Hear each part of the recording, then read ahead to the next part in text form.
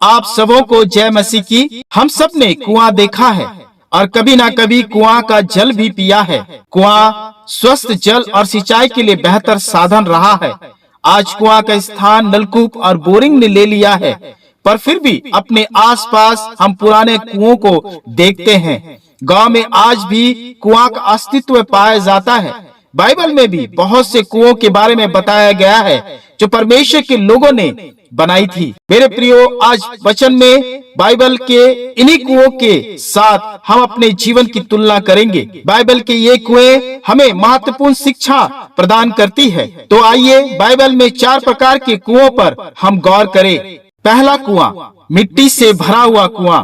उत्पत्ति की पुस्तक उसका 26 अध्याय 15 पद में परमेश्वर का वचन कहता है, इसलिए जितने कुओं को उसके पिता अब्राहम के दासों ने अब्राहम के जीते जी खोदा था, उनको फलस्तीनियों ने मिट्टी से भर दिया। मेरे प्रियो, अगर हम अपने आसपास देखें तो बहुत से ऐसे कुएं हमें दिख जाएंगे जो मिट्टी से, पत्थर से ढका हुआ होता है।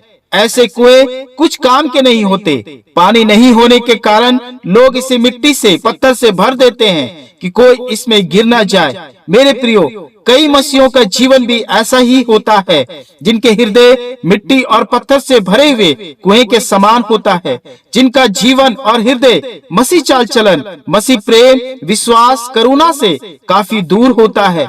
ऐसे मसीह लोग सिर्फ मसीह कहलाते हैं, परंतु सच्चे विश्वासी नहीं। परमेश्वर का वचन सुनते हैं, परंतु मिट्टी और पत्थर का हृदय होने के कारण ग्रहण नहीं करते, अपने हृदय को कठोर कर लेते हैं। जैसा वचन मत्ती रचित सुसमाचार उसका 13 अध्याय 5 पद में लिखा भी गया है, एक बीज बोने वाला बीज बोने निकला और कुछ बीज पथरीली भूमि पर गिरे, जहाँ सूरज न लगने पर वे जल गए और जड़ पकड़ना पानी से सूख गए। कुछ मसीह जीवन और हृदय उस पत्थर के समान होते हैं जो नदी में पाया जाता है। ऐसे पत्थर पानी में पाया तो जाता है, परंतु जब उसे तोड़ते हैं तो वह अंदर से सूखा होता है। दूसरा कुआं, सूखा कुआं। दूसरा पत्रस उसका 2 अध्याय 17 पद में परमेश्वर का वचन कहते हैं, ये लोग सूखे कुएं और आंधी के उड़ाए हुए बादल है, उनके लिए अनंत अंधकार ठहराया गया है।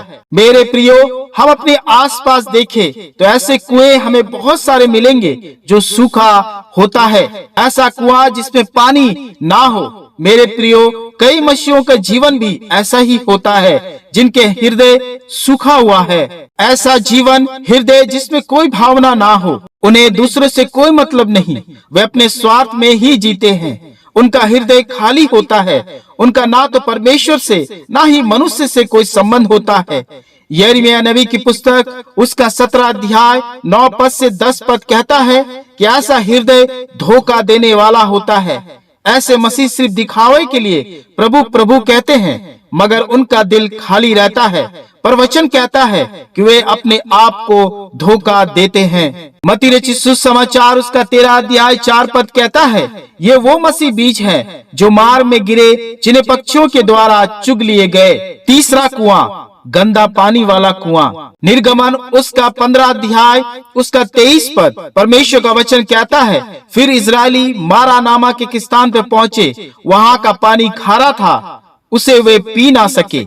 मेरे प्रियो, अगर हम अपने आसपास देखें तो ऐसे ढेरों कुएं हम पाएंगे जिनका पानी हम नहीं पी सकते। ऐसा कुआं जिनमें पानी तो होता है लेकिन गंदा होता है, खारा होता है, जिसमें लकड़ी, मिट्टी, गंदगी, काई, पत्ते, कागज पाए जाते हैं।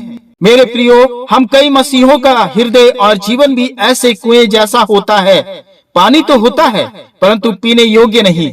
संसार की तमाम बुराइयां हृदय और जीवन में समाई होती है। जैसा वचन मरकुस रचित सुसमाचार उसका 7 अध्याय 21 पद से 22 पद में कहता है, क्योंकि भीतर से अर्थात मनुष्य के मन से बुरे बुरे विचार, व्यभिचार, चोरी, हत्या, परस्त्रीगमन, लोभ, दुष्टता, छल, लुचपन, कुदृष्टि, निंदा, अभिमान और मूर्खता निकलती है। ऐसे मसीही उस बीज के समान हैं जो झाड़ियों पर गिरे और झाड़ियों ने उन्हें दबा दिया। मेरे प्रियो, बुरे काम, अच्छी बातें वचन को दबा देती है और हम फल नहीं ला पाते हैं। चौथा कुआं, साफ और स्वच्छ कुआं। यूहन्ना रचित सुसमाचार उसका 4 अध्याय 11 पद में स्त्री ने यीशु से कहा, हे प्रभु, तेरे पास जल भरने को तो कुछ है भी नहीं और कुआं गहरा है, तो फिर वह जीवन का जल तेरे पास कहां से आया? ऐसे कुएं हर घर में पाए जाते हैं जो स्वच्छ और साफ जल प्रदान करती है। इसी याकूब के कुएं के पास सामरी स्त्री ने उद्धार पाई,